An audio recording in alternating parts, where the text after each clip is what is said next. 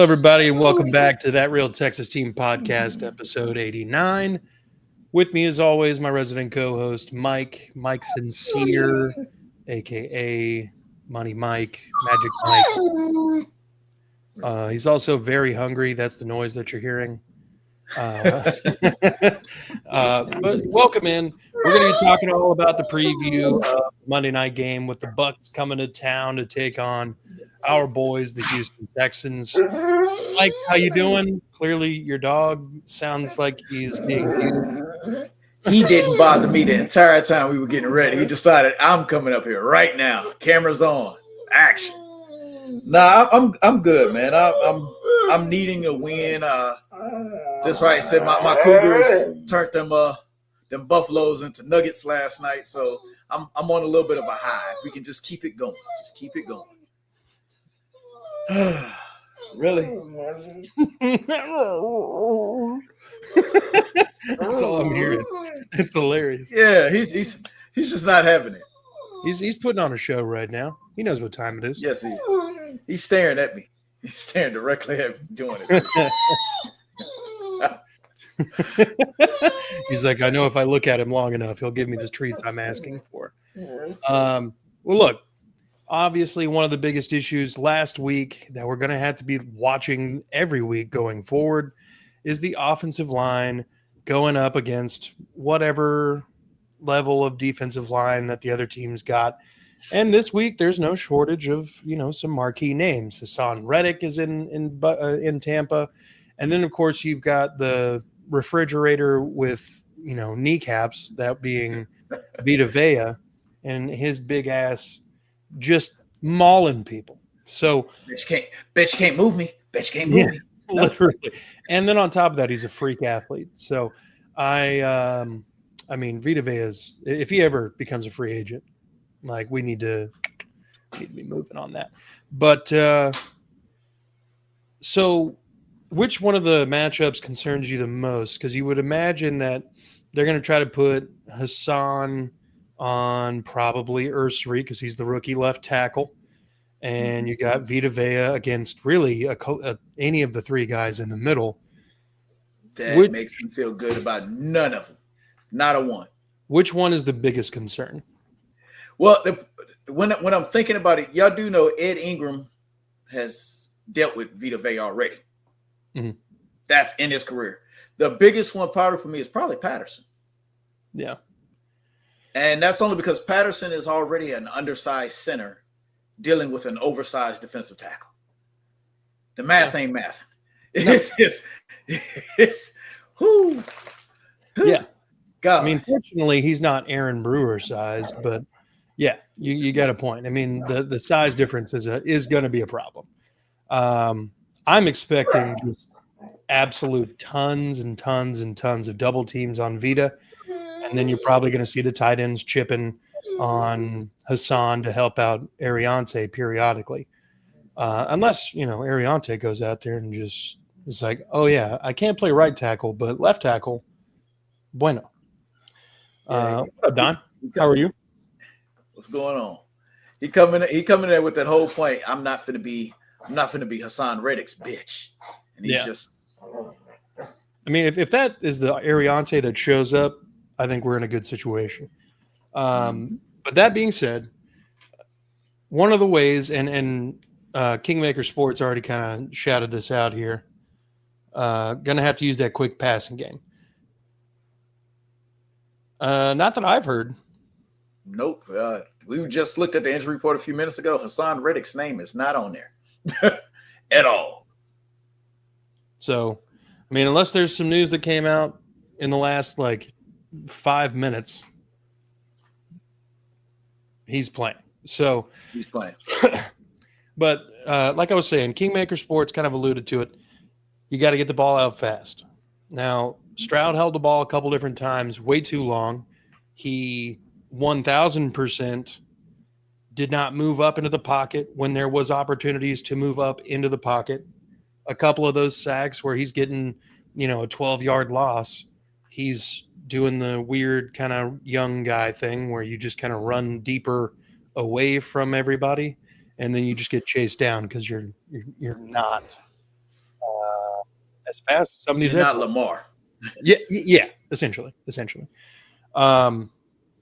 Brandon says Riddick smoked Titus last year for Riddick's only sack of the year. Yeah. I mean, look, but this is the best tackle situation we're going to have. There's not going to be a situation where Cam Robinson comes on the field and is the best left tackle we have. There's just no way. I'm not about that life. I don't want to find out about that life. I would prefer to let the young gun go out there and, earn his stripes. That's preferred method. Depending on how we feel about these tackles right now, Cam Robinson's our fourth best tackle. Yeah. Like, if we all like Ursary, like we say we do, and we know Titus Howard was a borderline Pro Bowl level right tackle when he was playing, only right tackle. That's how he got paid. And then Trent Brown is technically still on this team. I believe personally in my head, Trent Brown's better than Cam Robinson. Yeah. So that automatically pushes that man to our fourth best offensive tackle. Yep. Why would we play him?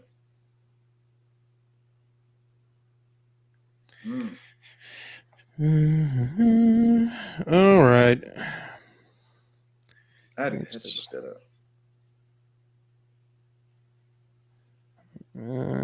up. Sorry. Who did Hassan Reddick play for? Oh, he did play for the Jets last year. I forgot about that. Yeah, because yeah.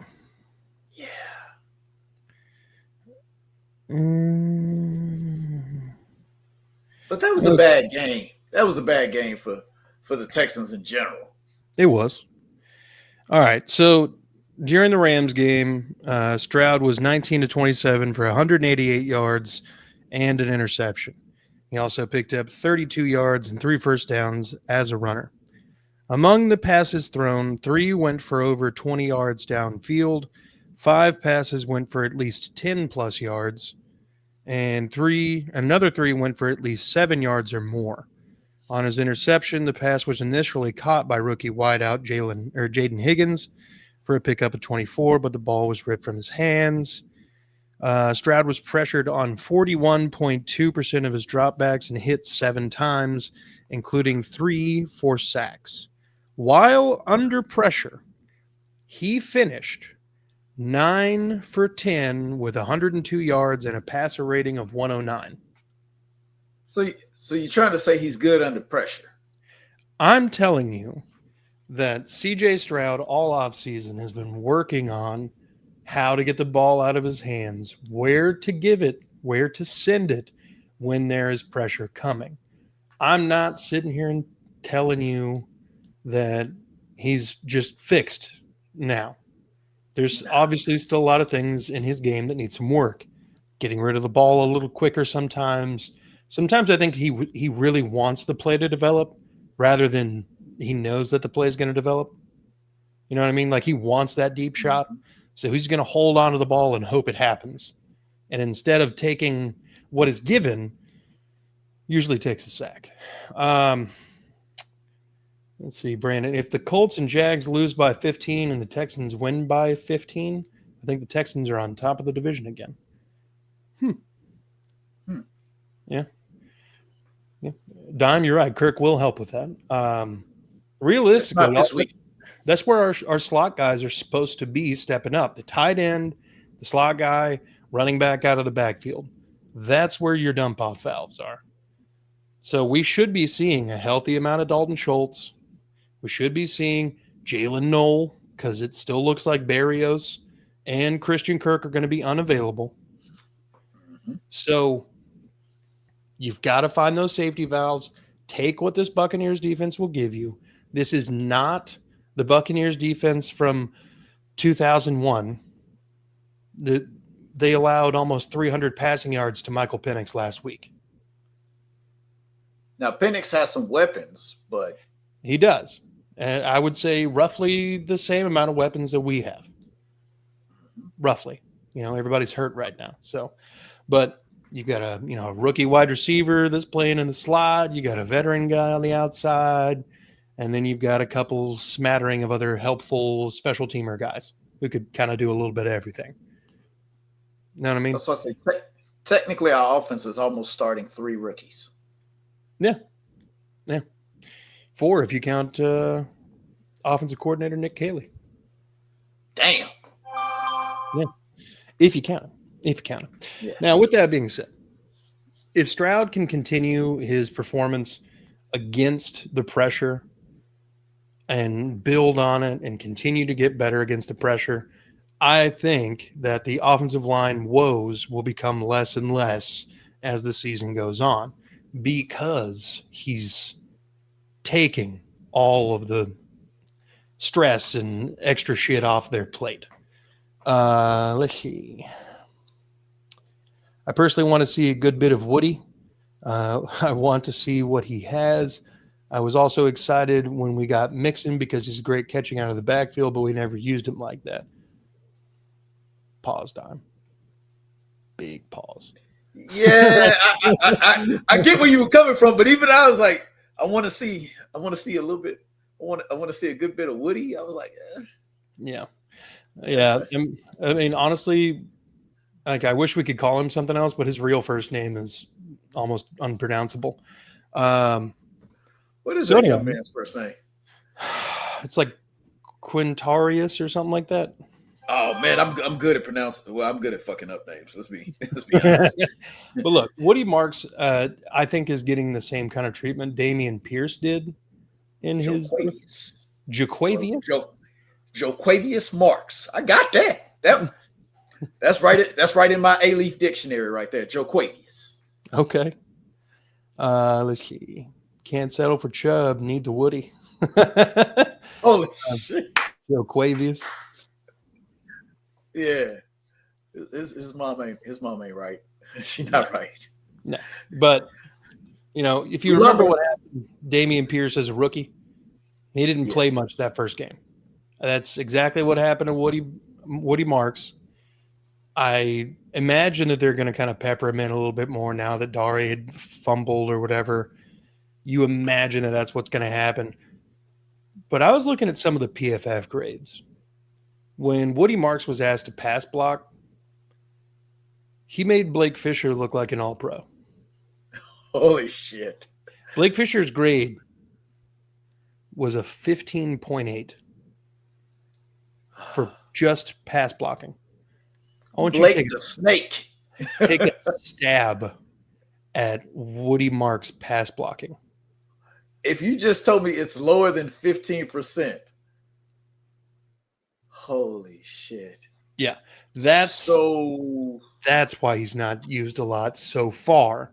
Now, if they figure out a way of getting his ass to block people, I imagine we'll start seeing a lot more Woody Marks on the field. That's unplayable. That's unplayable. Yeah. I'm being completely honest. That's unplayable. When you have a soon to make $60 million quarterback back there. Yeah. Yeah. Yeah. Oh, man. Let's see.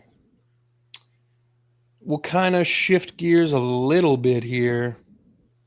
But no Berrios, no Kirk, no Jake Andrews.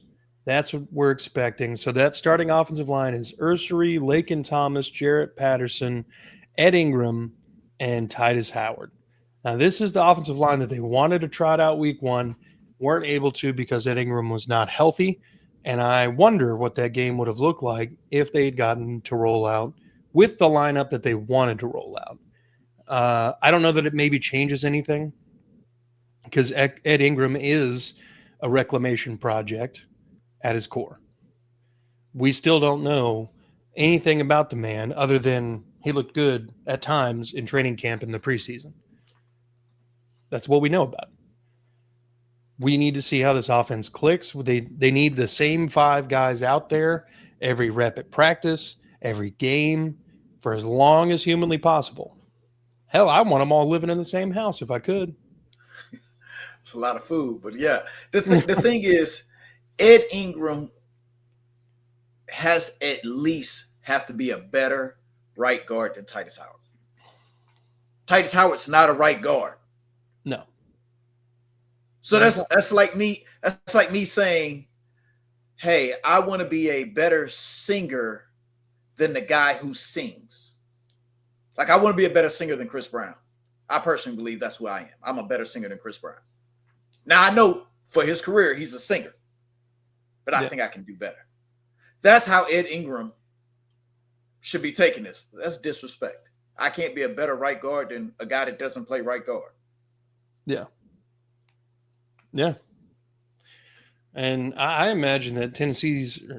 I'm sorry, I'm looking at the time left before the Tennessee and Georgia kickoff and read Tennessee and said Tennessee. The Texans have a short leash for Ed Ingram. If he goes out there and he doesn't show something, I imagine they're going to be quick to pull the plug on whatever he's got going on out there. So Dime says he whiffed on a block on the Stroud sack. Yeah. He's talking about Joe Quavius. Mm-hmm. Yeah, I'm gonna call that man Joe Quavius going forward.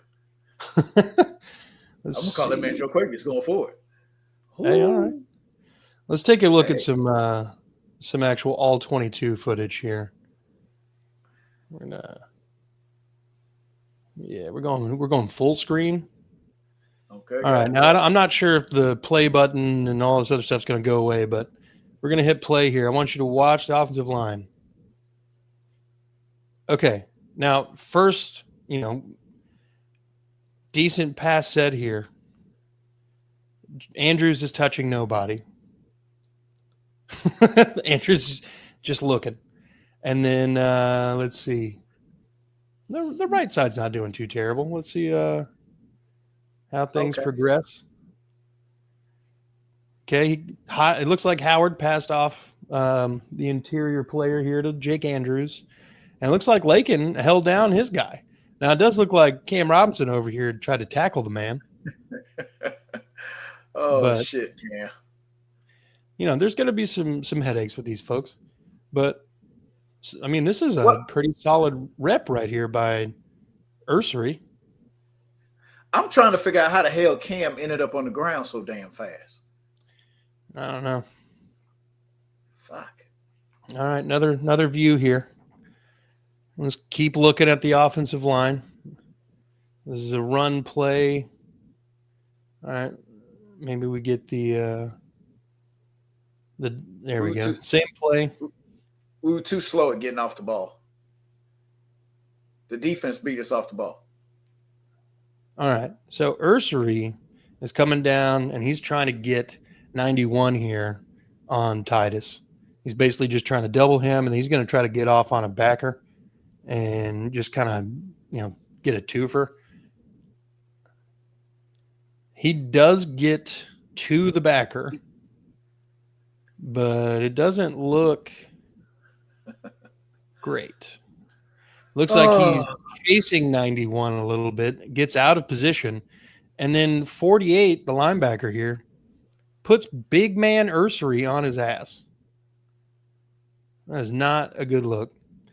That's the thing. Not prepared for NFL strength. That's really what it was. Yeah. Because it's different. It's different in practice. It's different in real life. That little guy that you outweigh by 60, 70 pounds can bench press the exact same thing you can. And he hits you in your chest with it.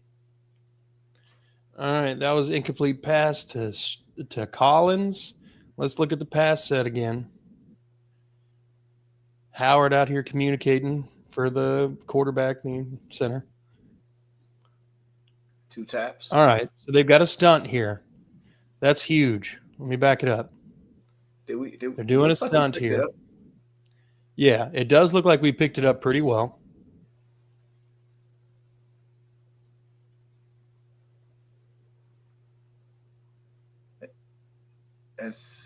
All right. So 0 on the left side of your screen and 8 on the right side of your screen are the interior guys are going out. Those guys are going to loop back in, try to get some pressure on the interior. Let's see what the running back and the center do here. Center picks up one, running back goes out into the flat, and it looks like they tried to hand one of the interior guy off to Ariante, and then Titus tried to pick up the guy on the stunt. I don't hate that. Now, for me, looking at that, that's a hard one to pick up because it looks like both of the ends or slash linebackers, whichever they're listed as they speak, are in a wide 9. Look how far out they are. That's a hard ass stunt to pick up because they're looping as you're stepping back. Yeah. To a point, it's done like that to where you can't see. You literally, the guards can't see these guys swap out. They got their eyes on the guy right in front of them, which on this current play we have on screen being number 91. That's who they're looking at. And number 0 loops behind him.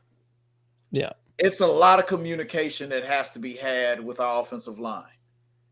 And I get that this looked pretty similar to last year, but it definitely looks like the communication is much better than it was last year. It looks that way. I agree. And I think that a little bit of that is CJ Stroud being in control of the blocking scheme at the line of scrimmage. Now, this is a run play. We're going to get a better angle at it here in a second. But 0 comes through unblocked, and Chubb makes him miss. Or is that old man with bad knees, shifty? That's not Chubb. That's Dare. Oh, that makes sense. That's why he made a miss. Nothing against Chubb. Well, Dare is not young per se. Yeah, but he's light in the ass compared to our other running backs. All right, so we got a double here with the center and the left guard. Dude's out of the play. You got Cam Robinson taking his guy out of the play. You got Titus and Ariante working their way downfield as Dalton Schultz is getting absolutely worked on the far left of your screen as these guys just getting right by him. God damn. Now, with that being said, when you're looking at 0 here, and this is one of those times where as a coach, you're like, all right, we need to get a little bit further away from the end zone for this punt. You're conceding that you're going to punt. You're just trying to set yourself up for the field position game. And when you're a defensive team, that's huge. You got to do those kind of things. But the extra little bit of yards and effort out of Dare to make 0 look like he'd never even tried to tackle anybody before, pretty solid. He said, "Get off me, son. I'm going to keep going." And, yeah, we're good. Picks up about 10 on that play. I'm cool with it. And Townsend puts a boot in it. Yeah, he does.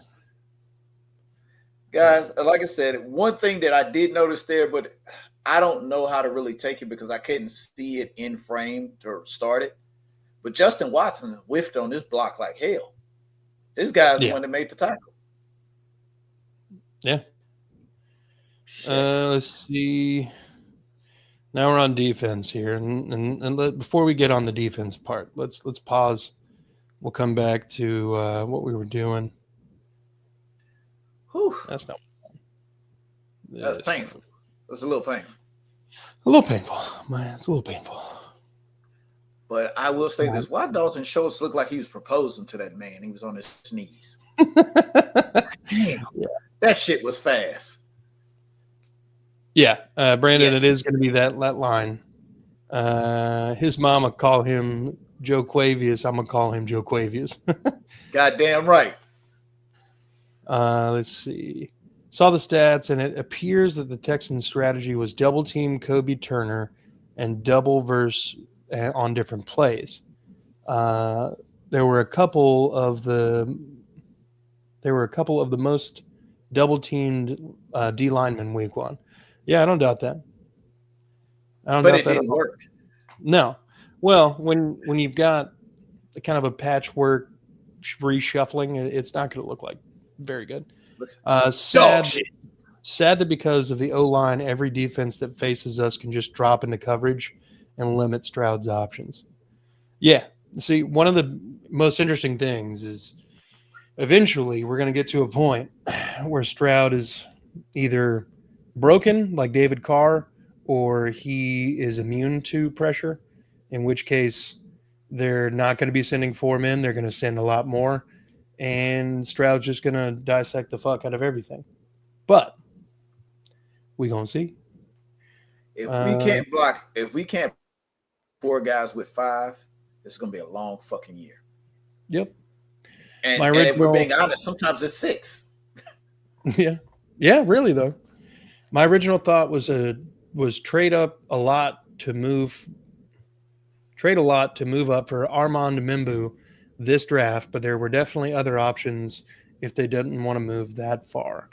Only way to fix that is being able to run the ball 5 or 6 yards a carry when they drop into coverage. You're absolutely correct. Now, one of the things that a lot of people are not acknowledging yet with the Texans, under Bobby Slowick, CJ was not really audibling most of the time. The the offensive line was in charge of making all the blocking assignments, and CJ could look at what he was looking at, and he could either call the play or call timeout. So that was basically it.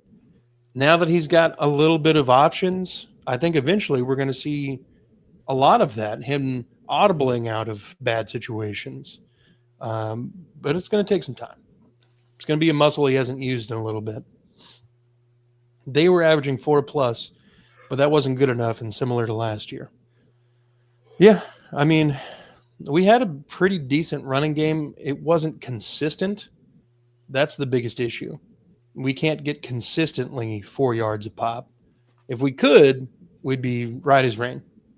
Just Yeah, and the thing is, like you said, with the audibling out, with Nick Chubb in the game, it's sort of hard to audible out of a run play to a pass play with Nick there. no. Out of the backfield, he's not a threat. Joe Mixon is. Mm-hmm. Like Joe Mixon 100% is. Yeah. I'm gonna be honest. Maybe we need to do like Baltimore. Y'all remember when Derrick Henry wasn't a threat out of the backfield? Yeah. So they just started giving him the ball any fucking way. Yeah. Yeah. It's like he's a left tackle that catches the ball. Just make it work.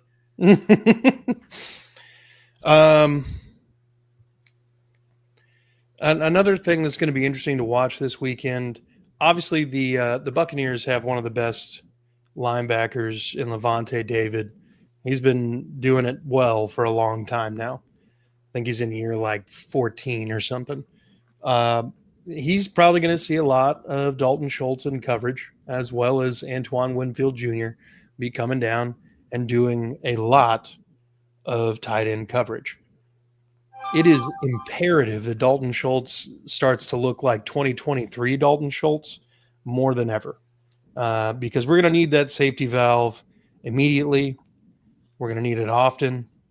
And, you know, if Jarrett Patterson, who's not a strong run blocker, and Ed Ingram can double team Vita Vea and move his ass somehow, and we can run the ball, the passing game opens up a little bit, and a lot of that pressure kind of falls off.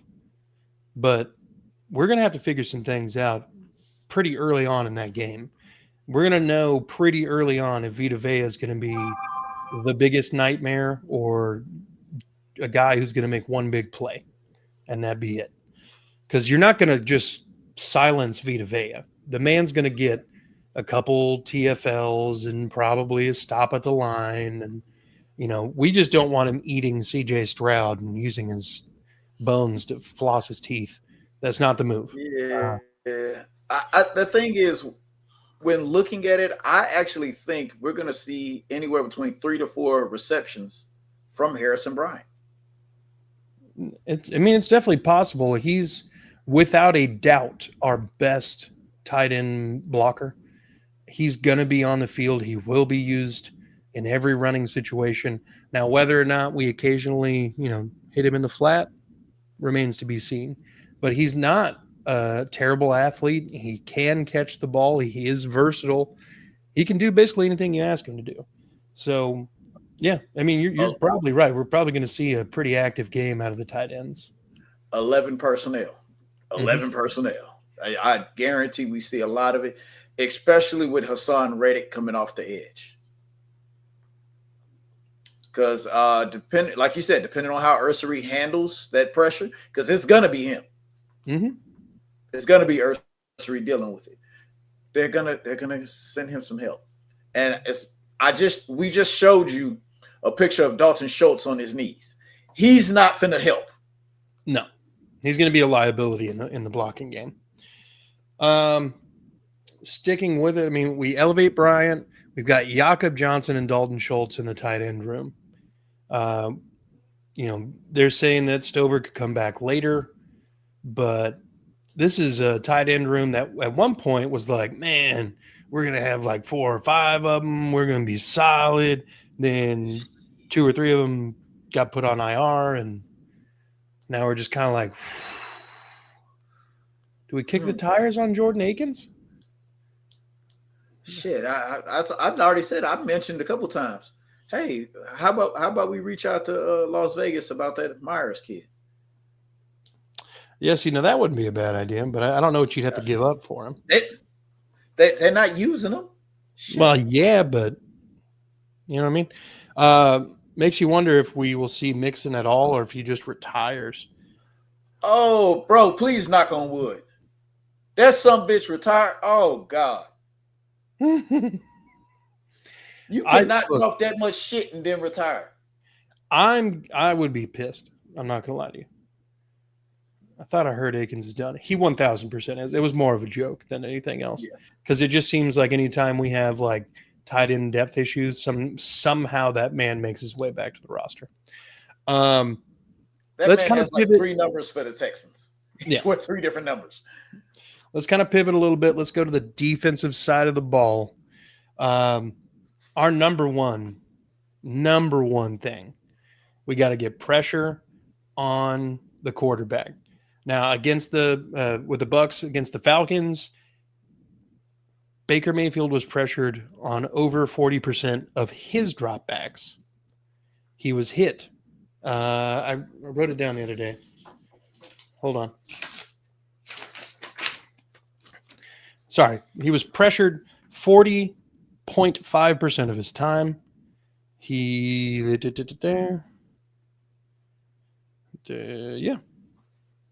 Sacked once for 8 yards. Went 17 of 32 for 167 yards, 3 touchdowns, no turnovers, a QBR of 86.9, and a rating of 99.4. It actually sounds like he didn't have a bad game. No, considering that he was pressured on 40% of the snaps. Like, that's pretty solid. Like, coming back from a bad injury at 31. Joe? Yeah. Our defense is so much fun to watch. It is. Our defense is so much fun to watch. It really is. I actually don't have an issue with a lot of those hits that are made and they're calling penalties on. I'm like, you want a guy to stop in midair? Oh, it's awesome. Yeah. If the Bucs tackles are out, I don't see Bucky Irving being as efficient. So at that point, it will probably be mostly about stopping Ibuka and Cade Otton versus the soft spots on the defense. Rams got 8 guys on the injury report. Damn. You're welcome, Tennessee. Yeah, you're right. I mean, if Godek looks like he's not going to suit up, Tristan Wirfs has been a limited participant all week in practice. If just one of them, I mean, obviously Godek's not playing. If just one of them ends up not playing, I still think we have a major advantage. I know Tristan Wirfs is like an all-world tackle, but I'm gonna be honest with you. I think if both of them play, we still have a slight advantage. Well, it's like you just said, neither one of these guys are 100% healthy. Yeah. And I've seen Danielle Hunter, and I've seen Will Anderson. Mm-hmm. Those guys weren't on our injury report at all. They're not even nicked up. Yep. It's true. No, I'm with you, but I'm just saying. Titans are missing Latham and Sweat, though. Big bodies missing from the trenches. Wirfs gave up the lowest pressure rate in the NFL, though. I know. Look, he's an all-world. When healthy. I'm not telling you he's not. When he's healthy, he is otherworldly. When he is unhealthy, even Superman's allergic to kryptonite. With that being said, let's go back. We're going to look at some more film. How do I? There we go. There we go. Okay. All right. So this is our first series on defense against the Rams. Let's take a look at the defensive line, the linebackers. All right. I'm just gonna let this play for a second. I want the other angle. I was like, did you see the shuffle of those linebackers? They look like they were on a goddamn string. All right. So we got Christian Harris at left. Mike is Aziz, and then Henry T over here. And then we got Will on the right and Daniil on the left. Mm-hmm.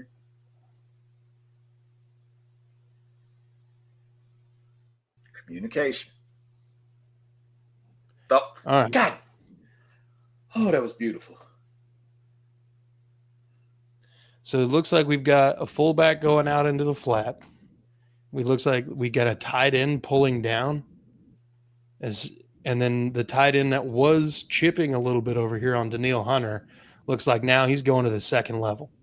So you've got all these different cutback lanes for the linebackers to fill. And then Daniil Hunter over here trying to close the gap. All right, so the tight end comes across, pops Daniil. Aziz fills the first hole. Christian Harris comes over here, fills the second, makes the tackle. I mean, that is textbook defense right there. That's what you do. Now, did they allow like 5 yards on that play? 1,000%. You want deeper penetration, but let's see if we can go back here a little bit. Watch these two, or what? I don't know if you can see the mouse or not, but watch 73 and 77 over here taking on Sheldon Rankins, I believe. And then we got, is that Tim Settle ahead of 69?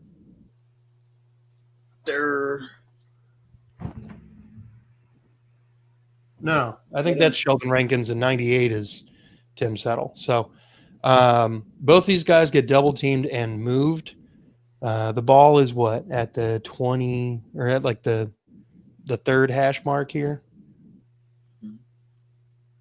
Let's see where the offensive linemen end up before the running back even gets the ball. Okay, so they've already pushed both of those guys almost completely out of the play.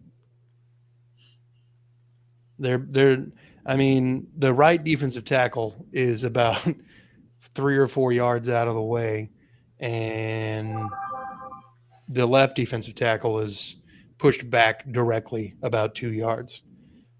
You need more out of your interior defensive lineman. Now, obviously, this is just the first play, so, it is what it is, but the linebackers feel great, and solid play. The defensive tackle's got to get some penetration over there. Mm-hmm. All right, let's see what we're looking at here. Assume this, our first pass play. And that's the one that Sting kind of got a little stung on. All right, so let's take a look here. So we got C.J. Gardner-Johnson coming in motion with the guy in motion. Looks like still Daniil on the left, Will on the right, Aziz, Henry T. Let's take a look at the pressure.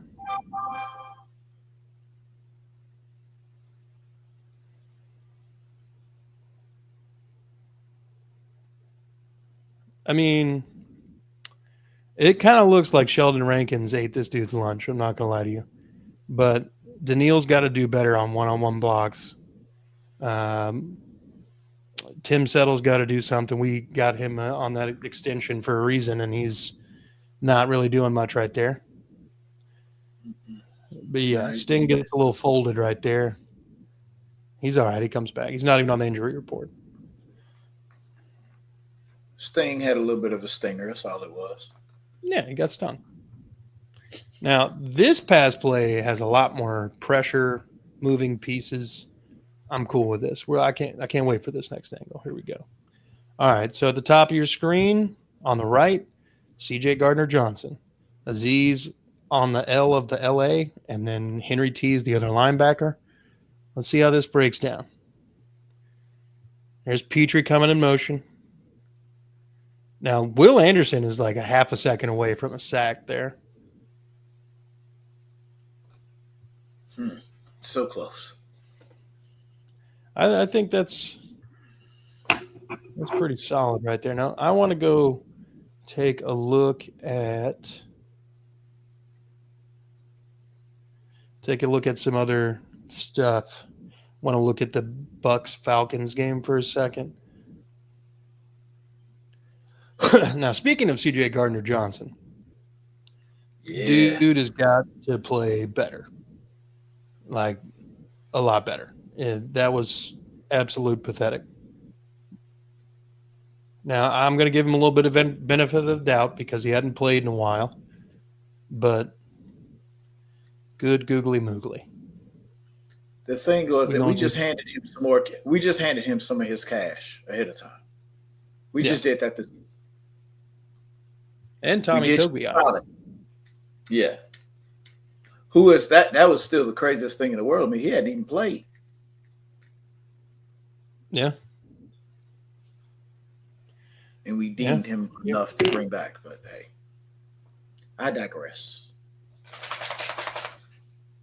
All right. Let's see if I can spin the circles. Yeah.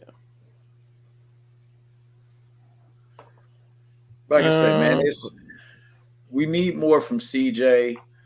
I need them to scheme a little bit better of not putting Jalen Petrie on anybody that's possibly made a Pro Bowl. Just they like I said, we asked them not to put Jalen on Devontae Adams anymore. They did do that. They did. But in a world that might look similar to this one, might not, give or take, Puka is probably a better receiver than Devontae Adams right now. Yeah, I think Devontae Adams is probably in that like latter part of Jerry Rice's career where the athleticism had kind of gone a little bit, but the route savvy and the hands were still there. So you mean the DeAndre Hopkins phase? Because that's what D-Hop is right now. Yeah, I guess that'd be a more direct one. I'm just saying that's what D-Hop is. D-Hop's not outrunning anybody anymore. But if it touches hands, he ain't dropping that shit. That's true. It does help that his hands are bigger than most catchers' mitts, though. Yeah, that will make it a little bit easier. That adds a little bit of benefit there. But Petrie versus Ibuka is the marquee secondary matchup for me. It's not Stingley versus Mike Evans. It's not Kamari Lassiter versus anyone else. It is Jalen Petrie versus Emeka Ibuka. And if that does not turn out to be anything good, like if Jalen Petrie is just getting cooked, barbecue chicken. I think it's a good time to bring in Jalen Smith. No, I think this is the week that we should see Kamari. Hey, shift to that slot real quick. Oh yeah, and then you put Jalen out there though, not Petrie, but Correct. Smith. Not Petrie. Yeah, unless you want to drop Petrie into that safety position because CJ Gardner is still struggling to get back. Because I saw that happen during the preseason, that Jalen Petrie can still play the safety position. Mm-hmm. He's just not being asked to because, shit, we thought we were going to have 3 safeties. But no. Jimmy Ward wants to do some crazy shit. Mm-hmm. People see why we wanted Ursary to get more time to develop now. Did we ever see Will Anderson Jr.'s new movie he was talking about? I don't I know. don't think so. They would rather spend big money on third string defensive tackles and linebackers who didn't make the squad than starting offensive line. Unless it's the Super Bowl. You mean move Lester to the slot? Yeah. Yep. Yeah. Better coverage skills. I would, Brandon, while this makes some sense for what's gone on in this offseason, I would like to remind you that we paid a lot of money to Shaq Mason.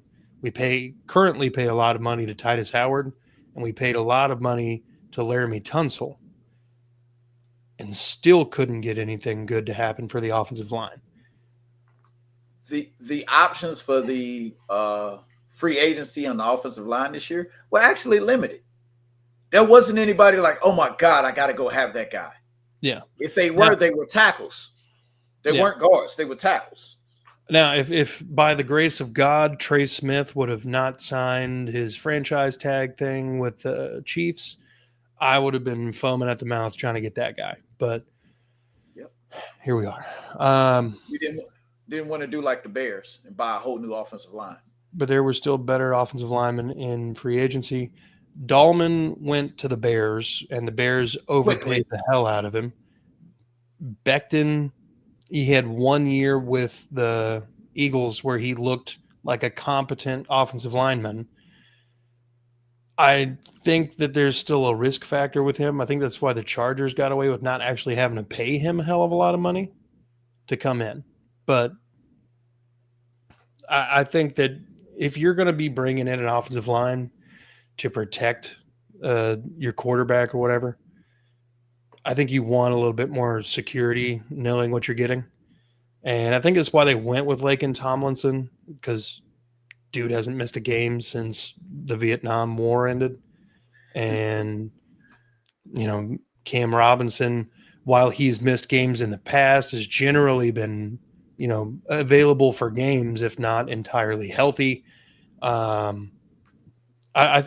I think that's what they're viewing it as, is like, okay, if we can just get our starting five to not miss games, we might be all right. Like Zeitler would have been the only guy that I would have been like, oh, yeah, that would have been a nice fit. But hell, missing a stunt or two, hell, that's better than what it was last year. Kenyon Green heard the word stunt and was like, is somebody about to jump out of a car or something? He's looking around for what do you mean? I don't see Tom Cruise here at all. All right. I've got the Bucks and the Falcons game pulled up. So let's take a look here. This is the Bucks on defense. This is the first drive, so see how this kind of goes. Now, if I'm not mistaken, the Falcons are missing their starting right tackle.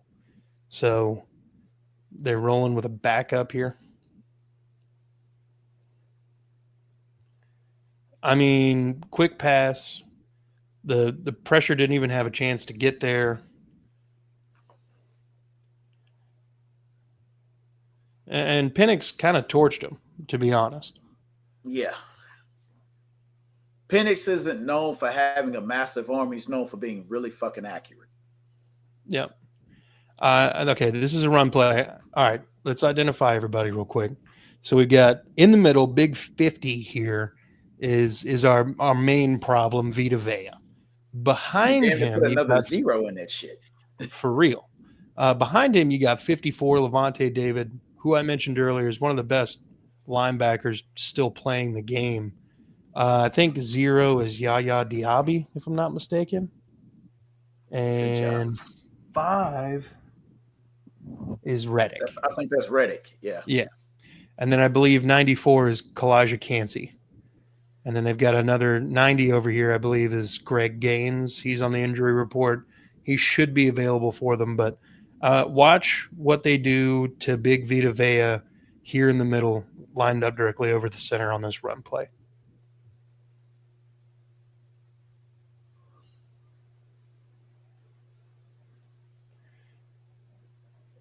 Not really that much. Actually, I'll be honest. I believe if he's going to line directly over the front of Patterson, that benefits us. Yeah. That benefits us because, like I said, Patterson is outweighed by damn near 50 pounds. Mm-hmm. Bijan, look, one of the biggest things we've got to do, because Bijan Robinson just took a flat pass to the house. Okay? Like, we've got to get the running backs involved in the passing game early and often. Checks down, boom, puts a little move on dude. He can't touch him. Bijan says, oh, you thought? Nope. Also, nope. Touchdown. That looked bad. Yeah. This is not a great defense. They're not a terrible defense. That was just a really bad play. But we're about to get to see Baker and the boys on this momentarily.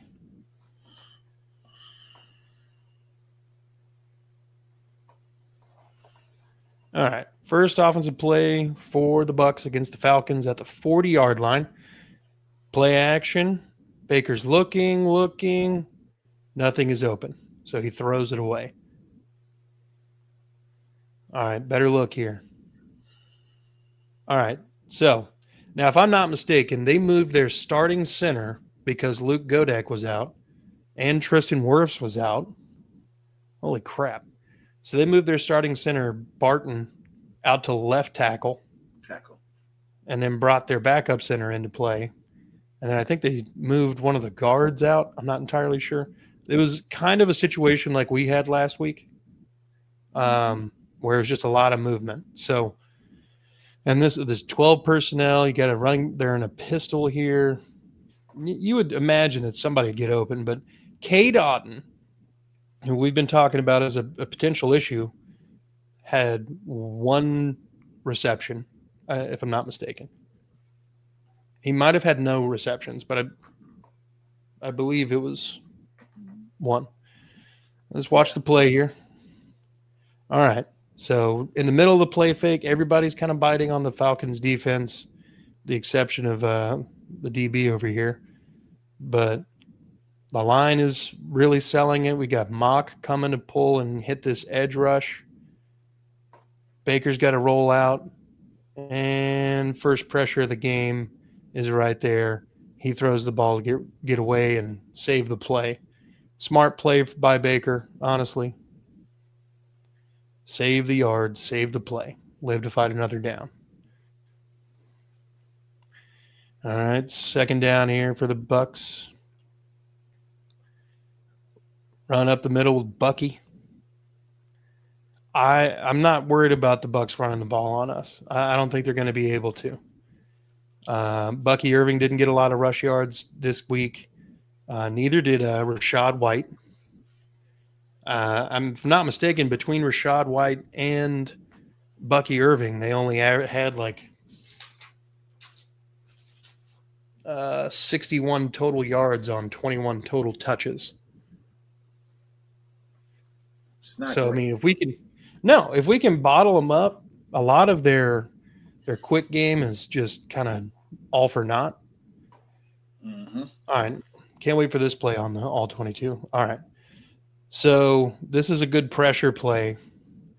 And this might be a little bit of a glimpse of what we're going to see here if Godecki doesn't play.